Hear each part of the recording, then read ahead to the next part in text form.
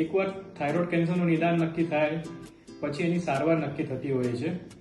એ સારવારમાં સર્જરી મુખ્યત્વે રોલ ભજવતી હોય છે. સર્જરીમાં આપણે અડધું થાઇરોઇડ કાઢી શકીએ અથવા પછી આખું થાઇરોઇડ કાઢવું પડે, જે ડિપેન્ડ હોય છે કે એ ટ્યુમરનું લોકેશન કયું છે, સાઇઝ કઈ છે અને કયા પ્રકારનું છે. સર્જરી કર્યા પછી જે રિપોર્ટ આવતો હોય છે એના આધારે આપણે નક્કી કરતા હોઈએ છીએ કે એમને આગળ રેડિયો આયોડિન ટ્રીટમેન્ટ આપવી કે નહીં. એ રેડિયો આયોડિન જે ટ્રીટમેન્ટ હોય છે એ ઇન્જેક્શન વડે આપવામાં આવતી હોય છે અને આપણા શરીરમાં રેડિયો આયોડિન ઇન્જેક્ટ કરવામાં આવતો હોય છે, જેના કારણે જે થાઇરોઇડના નાના નાના સેલ્સ હોય કેન્સરના એ બધા બળી જતા હોય છે.